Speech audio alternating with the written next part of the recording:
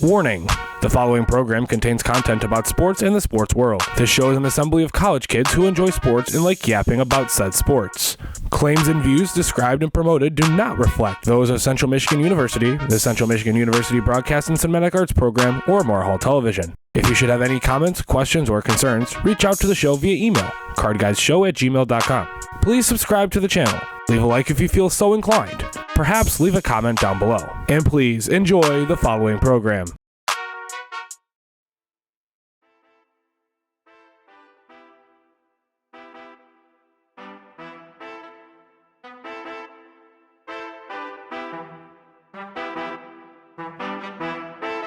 You are listening to WMHW HD1 and HD2 Mount Pleasant, Mountain 91.5, a service of Central Michigan University School of Broadcast and Cinematic Arts.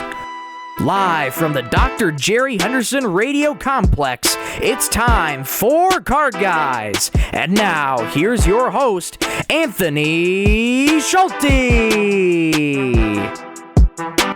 Good afternoon. Thank you, Mike, for the intro as always. And welcome to Card Guys Season 2, Episode 6. Coming up today, we cover the NBA All-Star Reserves.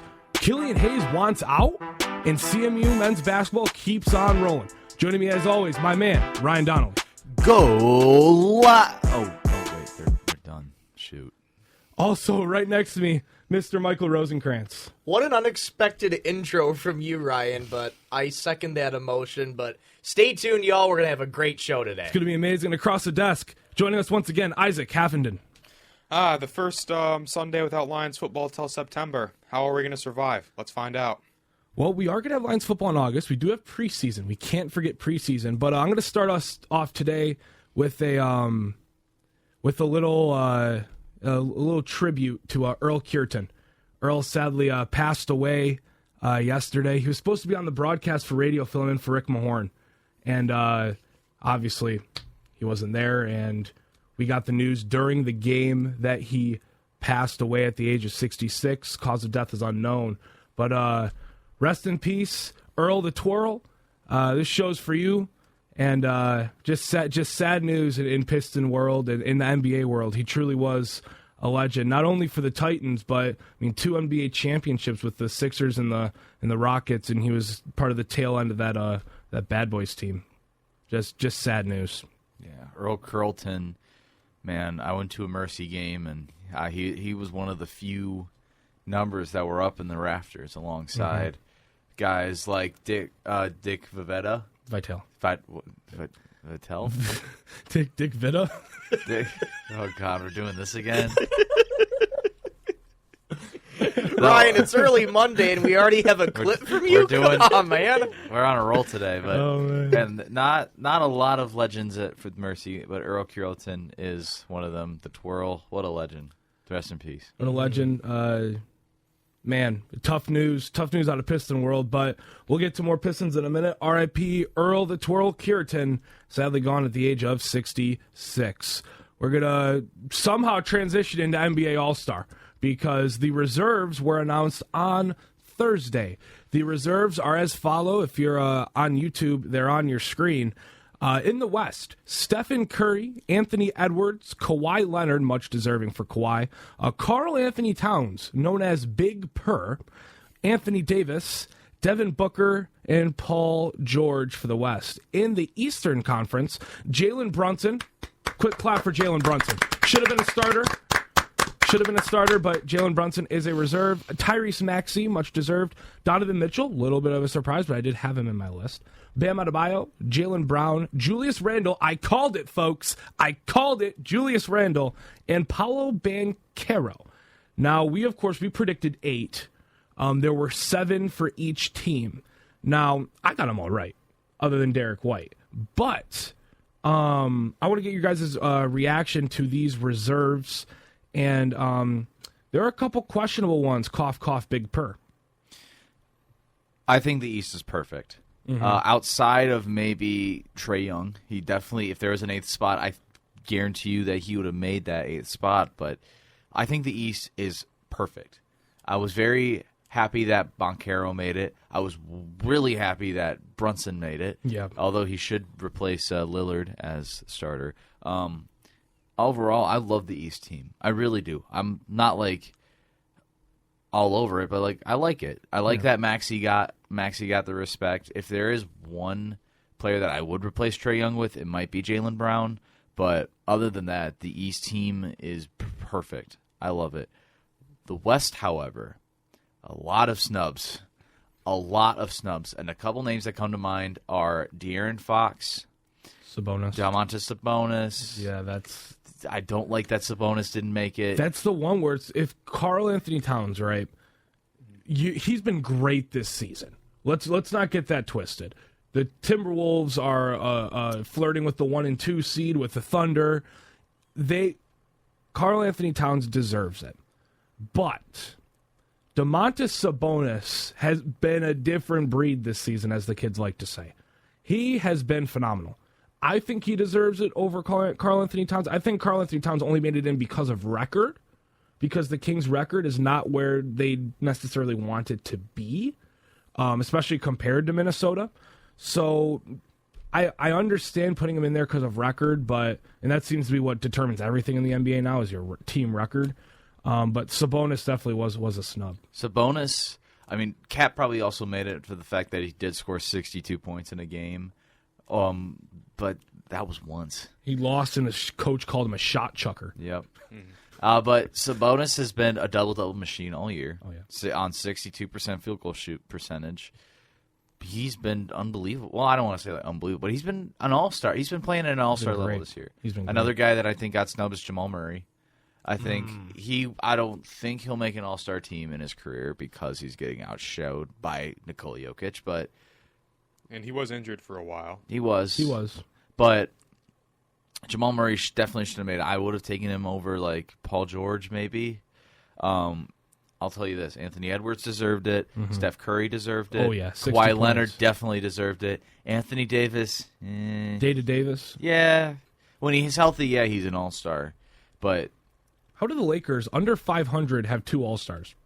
I don't get that. Because they got LeBron? Because they're the Lakers.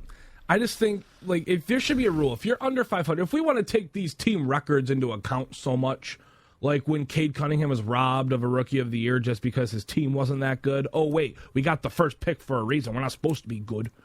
Anyways, I think if you're under 500, you should be limited to 1 all-star. Having 2 all-stars on a team that's under 500 makes no sense, in my opinion. Because obviously, if you have 2 all-stars on your team, you should at least have a winning record. Because the definition of all-star is that you're one of the best in the league and you contribute to your team at one of the highest clips in the league. Which is where it's like, okay, Anthony Davis, you're injured a lot. Well, he's been doing a lot better this season. I'll give him credit for that. But you and LeBron are contributing to a losing team. You guys are losing right now. I understand LeBron being in there. LeBron is insane. He's still a top 5 player in the league, and he's 39, oldest player in the league, which is absolutely nuts. But I think Sabonis could make it in over Davis too. And I really do. I do agree with that. Devin Booker also deserves it. Oh yeah, that was a player that was like towards the bottom of my list, but they announced him for one of the first people in the reserves. And I think one more person that got snubbed, and nobody's talking about it. I have not seen one article about it, one thing about it, is Kyrie Irving. Kyrie Irving, again, outshadowed by Luka, is having the best season of his career. He has been injured for the past couple weeks with a thumb, so that could play into account with it a little bit. But Kyrie Irving does deserve it. I don't know who I would put him over. Like, I don't know. This list is like, I could obviously replace Cat with There's Sabonis. So much talent I in could the league. replace Paul George with De'Aaron Fox or Jamal Murray. I just don't know where to put Kyrie in this list. There's so much talent in this league. And you see a team like the Pistons. 3 years ago, this Pistons team is an above 500 team. But there's so much talent in the league that it's hard to make an all-star list without snubs. There's going to be snubs now. Because you've got, like, Derek White, 3 years ago, he makes the all-star team maybe as a starter, right? Lauri Markkanen is another name. It's like, but I do have at the bottom of our graphic potential replacements. Now, Joel Embiid and Julius Randle have both been ruled out for the All-Star game. So that leaves 2 spots open in the East. Commissioner Silver, Adam Silver, he will make those decisions. Now, there's an interesting stat with Trae Young. There are only 2 players in NBA history that have scored 27 points or over, 10 assists or over, and 55% true shooting or over that have not made the All-Star game. Guess who those 2 players are? Trae Young this year, Trae Young last year. Oh. Wow. Yep. Welcome to the modern NBA. Everyone's just so talented. Trae Young ranks like 4th in total points and assists in the league. And everybody else on that list up to number 15 is an all-star. But because his team is so mid. Well, I mean, he made it as an all-star starter, and his team was in last place. Oh, yeah, that was true. So it's like, it's really, really fishy to see Trae Young left out here, especially because he was ranked like 4th among fans, or 2nd, not including the starters, and then 6th amongst coaches, 6th amongst players.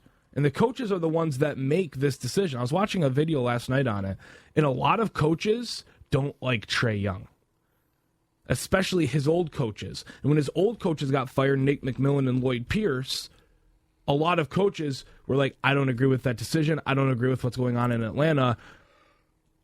And they're not necessarily saying we don't like Trae Young, but they're saying they don't like the situation, which Trae Young directly caused both those firings. Mm-hmm. So it's like, indirectly, Trae Young looks to be a little bit disrespected by the NBA. Hopefully he makes it as a potential replacement. I really hope so. But then again, they're both big men, so they're most likely going to try and find... You said it's what, Embiid and Randle? Yeah, but Randle was looking to be a wild card. So you pick, the coaches pick the reserves. So it's 3 front court, 2 back court, and 2 wild card. Oh, so I bet one of the wild cards might be Trae Young. Mm-hmm. I don't know about... I could maybe see it be Kristaps Porzingis. Yeah, I was going to say it might be Kristaps. Kristaps has been playing well, but I mean, like, it's the same thing with the Celtics. Like, are you going to have 3 Celtics on the All-Star team? The Pistons had 4 at one point. We did. You're right on that, but the NBA, Adam Silver loves parity. He loves seeing a bunch of teams represented. Yep. Right? And I think that's part of the reason why Oster didn't make the Rising Stars game, because he already had 2 Pistons going down. Right? But nonetheless, those are the All-Star reserves. Michael, what are you thinking about these? I know you had an extensive list in our last show.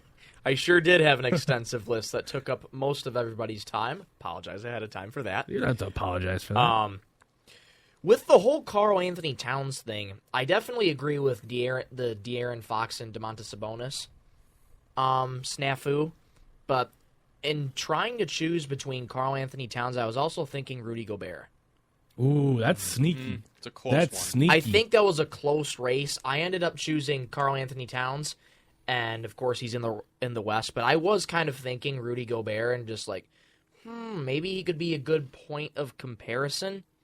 I do like the Clippers, though, going with Kawhi Leonard and Paul George. I mean, I'm looking at a 2024 All-Star takeaway article here by the NBA. The Clippers are at an NBA best 23-5 since December 1st. Yeah. Remember when they were struggling at the beginning of the year and people were starting to blame some of the stars? Oh, how the times change. I mean, they figured it out. Yeah. It's really hard. You have all those ball handlers. Everybody on that team needs the ball. Russ needs the ball. Paul George needs the ball. Kawhi needs the ball. James Harden needs the ball. Heck, even Terrence Mann needs the ball. But what they did is Russ was like, I'll take one for the team. Let me head to the bench. James Harden said, let me stop my scoring and be a playmaker. We saw it against the Pistons. He had 4 points, but he had almost 10 assists, if I'm correct in that. So his assist numbers are high, but sometimes he sacrifices scoring to let Paul George and Kawhi Leonard eat. Mm-hmm. So you have Paul George and Kawhi Leonard going on absolute heaters, averaging over 20 points. And then you have James Harden hovering around 17, but he also has that high number in assists. And then you have Russ off the bench. And Tyronn Lue does a really, really good job of staggering the minutes and making sure there's at least one of them out there at all times. Yep. But also, when he needs all of them out there, he'll have all of them out there. it's really hard in the NBA to not only stagger minutes, but utilize players the right way. We've seen it with Monty Williams. It's a lot harder than it looks. And Tyronn Lue, I think he deserves to be not only in Coach of the Year debate, but I think instead of Chris Finch, he should have went to the All-Star game as the All-Star coach for the West. With the way he's not only taken on this roster in the middle of the year, but he's adjusted the roster and he's gotten all of his guys to buy in on this season, which is really hard to do as an NBA coach. But to be fair, there's still an argument for Chris Finch to have it. He is leading a 100%. great Timberwolves squad. They've vastly overperformed my expectations, and I think all of our expectations in this room. But all in all, Tyronn Lue, he's been a very, very underrated coach for a long time. And I feel like he got a lot of shade, a lot of slander because of some situations in Cleveland, obviously working with LeBron, kind of taking the attention away from him as the coach. And I feel like since he got to LA, he's really getting this roster to gel at the right time, and they're playing together, they're winning together, and I think he is definitely maybe a top 5 coach in the NBA. I think that's definitely very easy to say, but there's still an argument for Chris Finch to make it. Both fantastic coaches leading fantastic squads. Don't get me wrong, but Chris Finch deserves. I don't want me saying that Tyronn Lue over Chris Finch is like Chris Finch is a bad coach. I'm not trying to disrespect him at all. I think he's done great with Minnesota's roster. Yeah. I think the fact that he finally got Cat and Gobert to work well together and to feed off of each other and then let Anthony Edwards kind of take over, Mike Conley, the floor general. I think he's done a great job. Nobody expected the Timberwolves to be this good for this long. Some teams you see kind of like start of the year, they go up to the first seed and then they kind of die off. The Timberwolves are doing great this season. And I don't want me saying that I think Tyronn Lue deserved All-Star Game coach more than Finch to undermine what Finch has done. I think he's been a great coach. That's just my personal opinion. I genuinely thought that Ryan Saunders was still the coach. Really? Yeah, I didn't know it's Chris Finch. It's been Finch for the past couple seasons. I'm sorry, I have not paid attention to Timberwolves basketball until this year. I don't know any of the staff on the Timberwolves. I thought it was still Ryan Saunders, but Ryan Saunders, what a name! I never thought I'd hear that. He was the coach. He was the coach. To the fans who don't know, he was the coach before Chris Finch. But yeah. Now that I know that Chris Finch is on the Timberwolves, he does deserve it over, or Lue does deserve it over him. And I genuinely think Tyronn Lue has been one of the most underrated coaches of all time. Like, wow, of all time. Of all time. That's. I genuinely think that. I'll see that if he wins a championship this year. I see that debate. Yeah, if he wins a championship, I need to see a larger sample size from him. I think he's on pace to get to that status. Like the Clippers are, despite their age, I think that team is somewhat perfectly crafted. You got the younger guys like Amir Coffey and Terrence Mann, and then you got your vets like Harden, Paul George. Can't forget about Plum Dog Millionaire. And Plum Dog, like everybody's young and everybody's old. That team, that's what you need in an NBA team. Although this is poorly constructed because they think superstars are the way. I don't like that in the NBA. 2019 Warriors. Sorry, I had a little cough. But just. I like what the Clippers are doing, and I like Tyronn Lue as a coach. I've always liked Tyronn Lue as a coach. I don't think he's an all-time great coach yet. It's going to take a couple more accomplishments, a couple more accolades. Maybe if he could sustain this roster and keep it successful long-term, we could have that debate. But, I mean, like, I can see where you're going with it, even though I think... He does have a ring. Don't forget that. He has a ring, but he doesn't have that ring without LeBron. Right. He doesn't have that ring without LeBron. But he's doing a great job this season with this roster. And if they win their first ever championship and their first ever finals appearance, you got to tip your cap to Tyronn Lue because it wasn't LeBron this time. You have to figure out that roster. Yeah. He figured out that roster perfectly. He led the Clippers to a conference finals once. But then again, that was a COVID year. Wasn't that Doc Rivers? No. Was that Doc Rivers? Well, on what team? Oh, the 2021 Clippers that lost to the No, Suns. Rivers was the coach on the Sixers. Yeah, he was coaching the Sixers. Oh, that was Ty Lue. Okay. I wasn't sure when Ty Lue took over for Doc. Yeah. Yeah. That was his 4th season in 2021. Really? He went to the Clippers right after the Cavs. Huh. Ah. I thought Doc Rivers was on the Clippers for longer than I thought. No, he went Celtics, Clippers, Sixers, and now the Bucks. And fun fact, the Bucks are 1-3 since they fired Adrian Griffin and hired Doc Rivers. It's kind of funny that they've been struggling ever since the Pistons gave him back-to-back runs for their money. And then Doc Rivers is the All-Star Game Eastern Conference coach. Wait, he is? Yep. Mm-hmm. He coached 4 games, has a 1-3 record, and you are All-Star Game coach. He said he was going to give all of his earnings and his ring, his All-Star Game ring, to Adrian Griffin. So I respect that. Doc Rivers made it because Adrian Griffin was going to make it, which is kind of that's terrible that you fired an All-Star Game head coach mid-season when you're 30 and I will never 13. understand why they fired him. I mean, maybe there's some stuff behind the scenes that we don't know, but maybe there's some stuff we'll never know that go into these decisions. But coaches have short leashes in the NBA. Oh yeah, very short leashes. You're telling me Doc Rivers made it over the likes of J.B. Bickerstaff, Joe Mazzulla, Tom Thibodeau. Yeah, Tom Thibodeau should have made it. Tom Thibodeau definitely should have made it over. He's been Doc great Rivers. for the Knicks. Even though the Knicks kind of had a little bit of a disappointing game against the Lakers this weekend. I was watching. That was a little, but I mean, hey, LeBron is eye popping, man. He is a surprising oddity in sports. He really is. He really While he is. lasts. One more thing I'll say really quick about the All-Star voting. I do think the biggest snub, if not the biggest, one of the biggest, was Trae Young. And while it's not really surprising that LeBron James and Anthony Davis got in, at that time when the All-Star votes were coming in, the Lakers had that losing record. Mm-hmm. And, that was obviously ignored by the fans, the coaches, the media.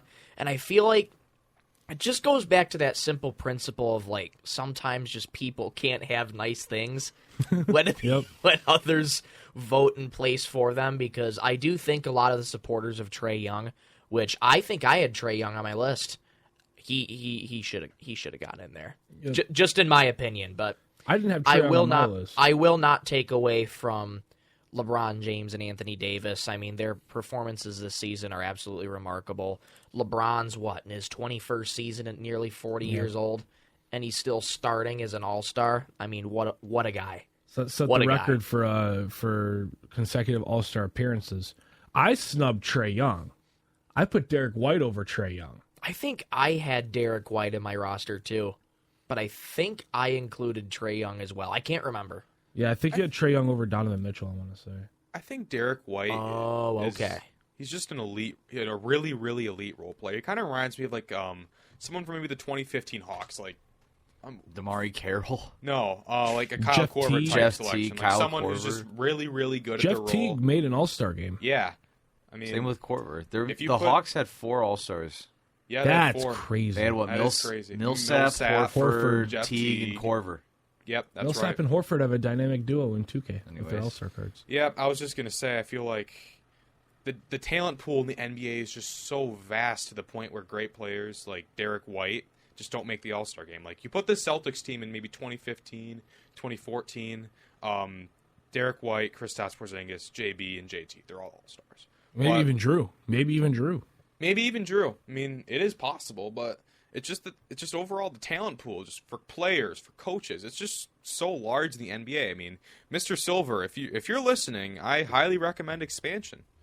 32 teams, 34 He's teams. talking about expansion. Now, This is quick.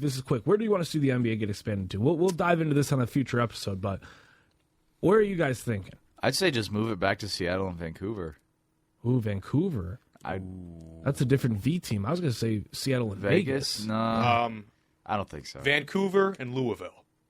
Oh, Louisville. Nice. They do They're have a the basketball KFC town. Yum Center. Yep, KFC Yum Center, and I think they can get a poppin' fan base in Louisville. It seats Unpopular 22K. opinion, but I think another underrated team is Kansas City. Yeah. They got the Sprint Center down there. Yeah. Pittsburgh. Pittsburgh. Yeah. See, the thing is, they'll go to Vegas because that's where the money is. And Yeah. obviously, and then Look at the Seattle. A's.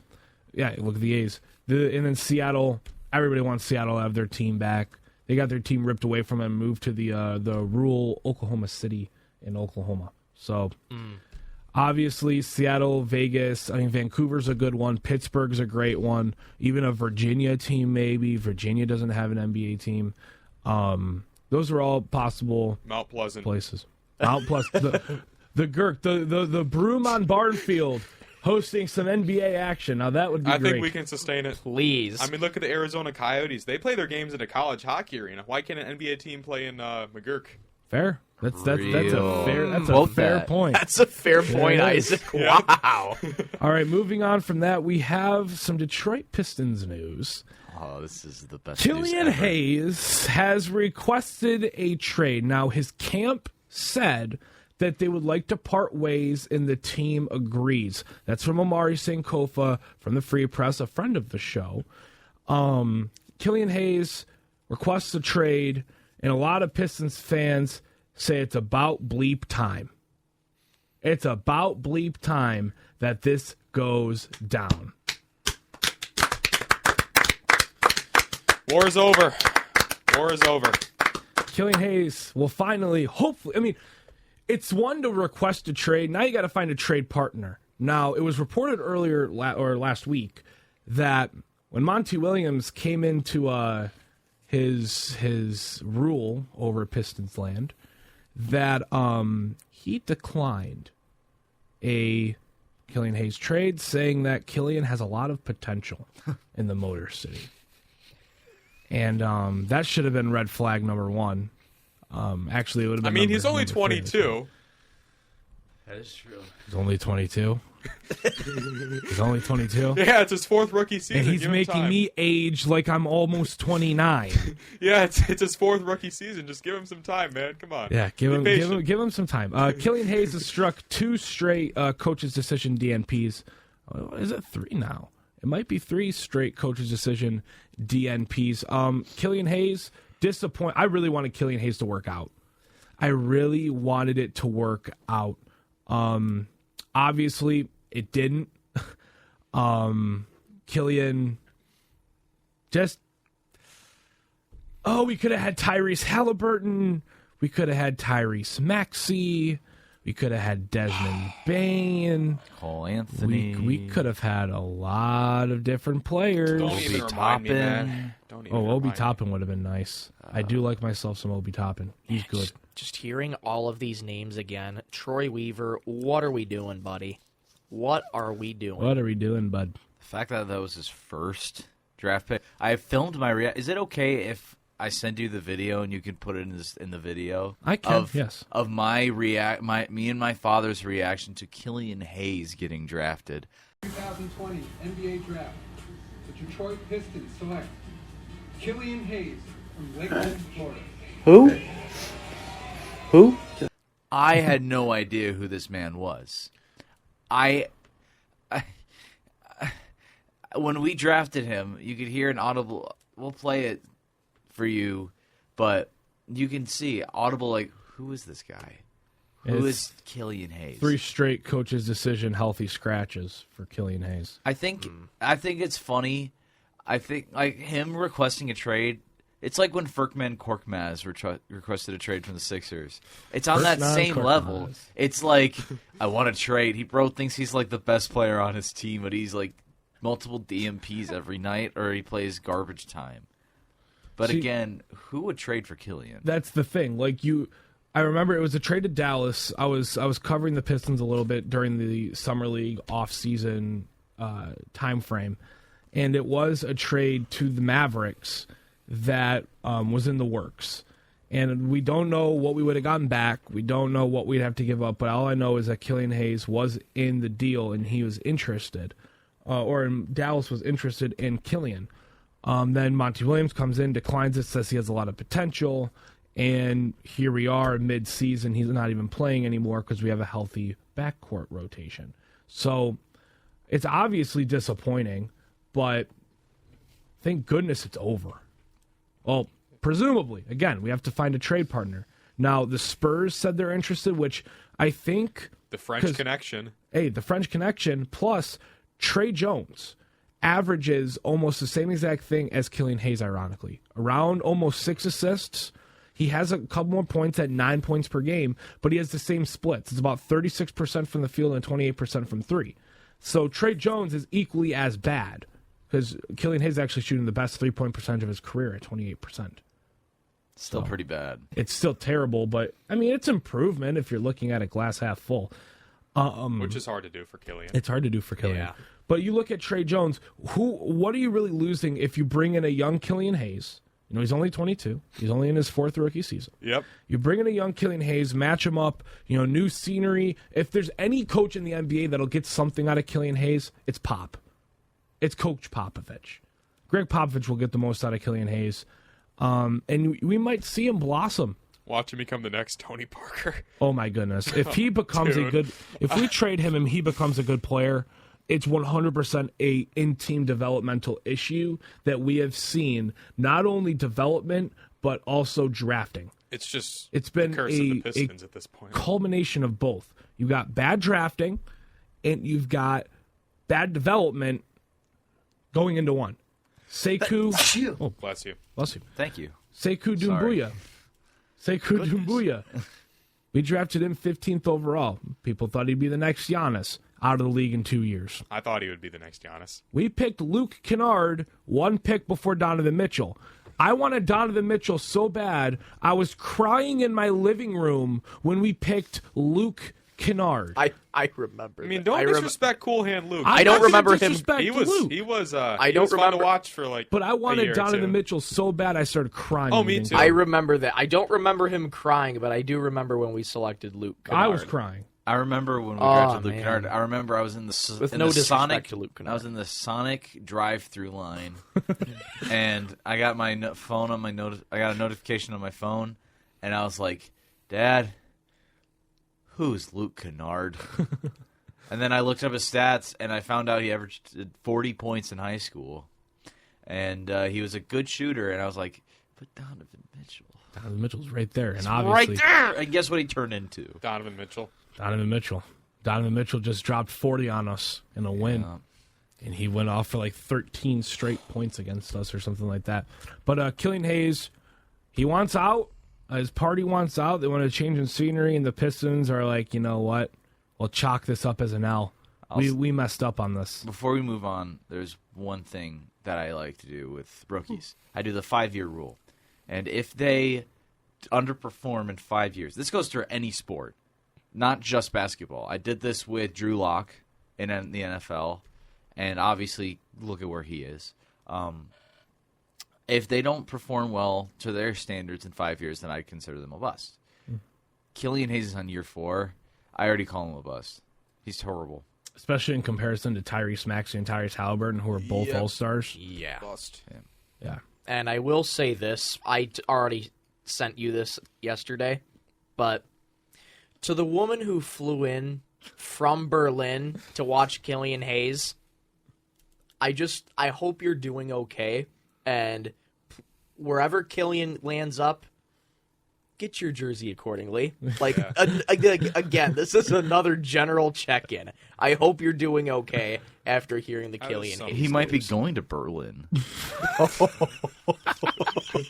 Nobody She might not have wants to travel far. unless like they can. That would be a sneak- win-win scenario. It would be. Imagine if Killian Hayes goes to Berlin for that, dude. Imagine he goes to Berlin because he's so bad he has to play in Europe. Not saying European basketball is bad. Actually, European basketball is really good. But if you don't make it to the NBA, you go to Europe and you play in European basketball leagues, obviously. But if he has to go to Berlin and or wherever in Europe and we see him blossom, again, I'm looking at this developmental staff. Like, what are we doing during practice? Are we sitting crisscross applesauce, reading read aloud? Is Hooper reading aloud to them? Is Hooper reading aloud to them at practice? Is Monty like the kindergarten teacher? Okay, class, let's sit down. Crisscross apple. Do we have our snacks? Now we have a guest reader. It's Hooper. It's Hooper's birthday. It's Hooper's birthday. It's Hooper's birthday. I will be going to that game, by the way. Oh, we got to figure out what day Hooper's birthday I is. want to go to Hooper's birthday Oh, man. so bad. But Killian Hayes, he wants out. We want him out. Team wants him out. Nobody wants him here anymore. Killian Hayes requests a trade. We're going to move on to some CMU men's basketball as they're rolling. They are rolling. Oh, yeah. Right now. And rolling is an understatement. 77-76, they take down Bowling Green, who's right at the top of the conference with Central Michigan. Two big games upcoming was Bowling Green and Bowling Green. Those are two games I had circled on the calendar, and here we are. Central Michigan, 2 straight double overtime wins. It was a Paul McMillan. Wasn't it Paul McMillan who hit the technically game-winning shot? Mm-hmm. Yeah. The shot that gave us the lead with, what was it, like 1 or 2 seconds left? I think it was just about 1 second, yeah. So Paul McMillan, he's been doing great. I'd say the last couple games he's been just phenomenal. Granted, they were 2 overtime games, but he's been great. He stepped up when we really needed him to. Absolutely. I love Paul McMillan and what he's doing to step up for Anthony Pritchard. Yeah. And especially Marcus Harding, too. I mean, you got your leading point scorer, Anthony Pritchard, and you have your starting center in Marcus Harding out with injuries. Yep. At the worst time in the season to be out with injuries. Exactly. The worst time. This is the moment where the team has to really come together and say, all right, we believe in each other. We believe in Coach Barbie. In Barbie we trust. And Paul McMillan in this game, 19 points, Derek Butler had 17, and Brian Taylor adds 15. Central Michigan was shooting lights out from the field, almost 51%. And from 3-point, they were shooting about 38.5%. And how about the rebound game? Mm-hmm. Even without Marcus Harding, they still out-rebounded Bowling Green 52-37. Now, granted, we had way too many turnovers, 16 to Bowling Green's 3. And on top of that, Bowling Green also had 11 steals compared to our 2. Yeah. So turning the ball over. We turned the ball over a lot, but we have teammates that can rely on each other and are starting to use the momentum. And really, when it's starting to count, this team is pulling through. They're now on a 5-game winning streak. And as you put, Anthony, 2 straight double overtime victories. You can't ask for anything better. McMillan had to... Oh, I'm sorry. And now we sit alone at second place in the MAC. I never expected this team to be this good. I'm impressed. I mean, as my Uncle Buck said, CMU alum class of 1972. Shout out Uncle Buck. I know you're listening. This team has given us a lot of heart attacks this year, especially with the back-to-back 2 overtime games. But we're pulling through. We're winning games. And I believe our next game is tomorrow against Akron. Which, that game, if we beat Akron... In Akron, we take over sole possession of first. No, we'd be tied for first place, but we'd have that edge over Akron because we would have the win over them. So we'd be in first place in the MAC with a win tomorrow. We are tied with Toledo in second place at 8-2 in the conference, 1 game behind Akron, who is 9-1. This win against Bowling Green really gave us some good separation from Bowling Green, as they're 6-4 in the conference, 2 games behind us. So even say we do drop the game against Bowling Green, our second game against Bowling Green, it's okay because we still have that little gap right there. All we needed was 1 win, in my opinion, against Bowling Green. Akron, must-win game. Absolutely. Must-win game. And we got Old Dominion on Saturday, a That'll be non-MAC fun. opponent, so that should be a good game. That'll be fun. And that'll be a game where it's like, if you lose, it's not the end of the world, right? Of course, you want to win that game, and you want to see how you could play against a non-MAC foe, especially after you've gone on this run after that rough start against some really high-caliber, quality Power 5 teams. But I believe if we didn't play those high-quality Power 5 teams, we'd be nowhere near as good as we are now. Because playing those tough teams, it just kind of gave us a strength or a sense of development and realizing. Kind of made us play a little easier too. Yeah. Like, it's not saying these teams are easy to play, but we played 4 Power 5 big teams. Then once we got used to playing them, now it's playing these teams. It's like, okay, we hung in there for a half with Ohio State, right? We hung in there for a little bit against all the teams before they eventually, and we're kind of like, they went, we didn't do that. But we kind of hung in there. We played till the end in each game. We learned things each game, and now you're putting it together against your MAC opponents. It's big. Paul McMillan, by the way, he had a go-ahead layup with 11 seconds left. So a little bit off on the second timing, but he still had the go-ahead bucket, the game-winning bucket for Central Michigan. Now, looking at the rest of the schedule, you have Akron, you have Old Dominion, and then you have Western. And Western is a home game. It's the toilet paper toss, whiteout. The home court advantage right there is going to be insane. That game is going to be packed to the brim. That game is going to be fun. It'll be standing room only. It'll be standing room only, yes. Absolutely. It'll be a sold-out crowd. And Bowling Green at home. And then you have Miami of Ohio, and then you have Ball State, Kent State, Northern Illinois on the road for a little rematch there. And then cap off the season with Eastern Michigan at home. So once you kind of get over this hump, you kind of it's like you're getting over Wednesday, right? And then you get down to Friday with the end of the schedule. Yeah. And if we could go into the MAC tournament, 1 or 2 seed, as a 1 or 2 seed, and make a Cinderella run to the tournament, I don't see that out of the books. First time in 20 years. Destiny's calling us. It's our year, man. After last year, after last season, and how you didn't want last season to go the way last season went.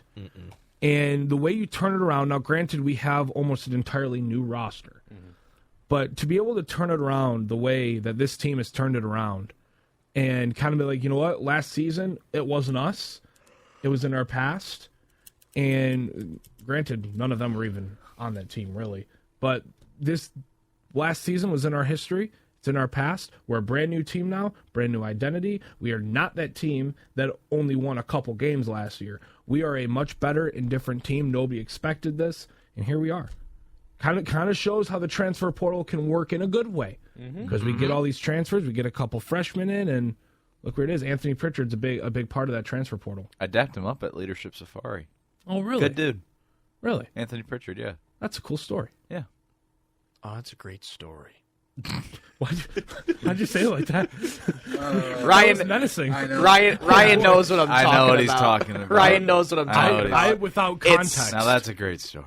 I dub him he's dubbed condescending voice guy.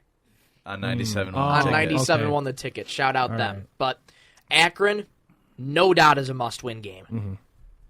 Now, am I scared for Akron? Very nervous. I mean, they sit atop the MAC at what, 17-5? Yes. Yeah, 9-1 in conference. 17-5, 9-1 in conference The only loss play. was to a team we beat in Miami of Ohio.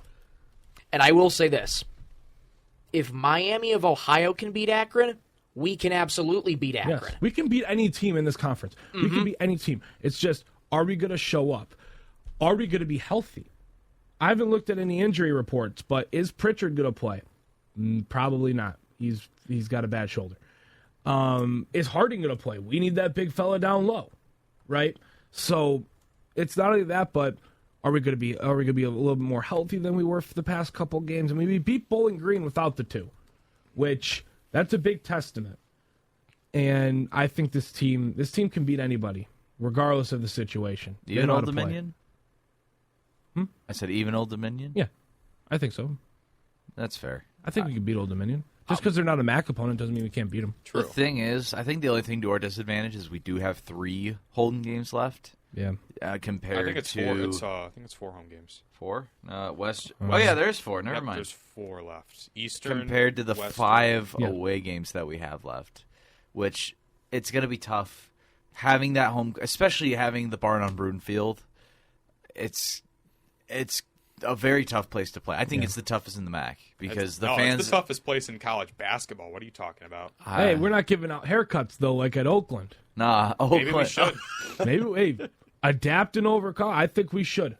I think somebody should get a haircut. But does Oakland's band play VeggieTales when the opponent is shooting free throws? That's Do we? facts. That's true. Does their band play George Lopez every time we make a 3? We've been sitting in the nosebleeds. We haven't been able to hear it since the first game we went Since to. Kent State. Yeah. Yeah. But having 4 home games compared to the 5 away games is going to stink a little bit. But I think this team can do it. You saw it. Western, I think, is a very tough place to play. Bowling Green is a very modern but very tough place to play. Old Dominion is a bigger school than Central I think Michigan. that's a neutral site. Is it? I think it might Old be a neutral Dominion? site game. It may be. Might. It doesn't say. Oh, Ted Constant Convention Center in Norfolk, Virginia. Is that where Old Dominion plays? Yes. Oh, I thought So it was. isn't away. Yeah. So it isn't a It's waste. on it the is a campus of place. Old Dominion University. So I thought it was a neutral game. I guess not. Old Dominion is a more known school than Central Michigan, to say the least. But I think this team can do it. This team is definitely capable of doing that. You just gotta, like Anthony said, are you going to be healthy? Are you going to be ready to play? Like, so many factors come into play, and I think this team can do it. Do I think we have a shot at March? Yes, absolutely. And I can't believe I'm saying that about CMU, about how they have a shot at March Madness. Old Dominion is 14th in the Sun Belt Conference. Oh yeah, we're that's totally fine. They are. Oh my goodness! I love how when you go onto Google and you're trying to look at standings, it just puts you right in the first one. Yeah. Where's Sun Belt? It should be on there. They should have a list of all the conferences. Even the MAC is on like where the Big Ten is. But then again, CMU is up for anything, and I'm here for it. This is my favorite basketball team that's coached by a short, bald-headed, former professional basketball player. Okay, Old Dominion's 2-9 in conference. Oh. And they're overall 6-17. Ouch. I mean, What? They're in last place. I don't want to say it's an easy win. But There are no You easy can't wins. sleep on anyone. No, you can't sleep on anyone. Oh, James Madison's in third place in the Sun Belt. Heck, look at what NIU did to us. Yeah. That's true. I mean, Their we rec- still won, but they gave We us a still run for- won, but their record certainly didn't show that They they gave were us a- bottom That's what's around so the bottom of enjoyable the about Mid-American MAC Conference. basketball. It's just so unpredictable, like very unpredictable. No one expected CMU to be this good. I think preseason rankings had us at maybe a bottom 3 or 4 team in the MAC. And something his like that. preseason ranking said South Carolina would be the worst in their conference, and look at them now. Yeah, true. They're, what are they, still top 10 ranked and have an amazing record? Yep. Yeah. People said that CMU weren't going to win a game this year.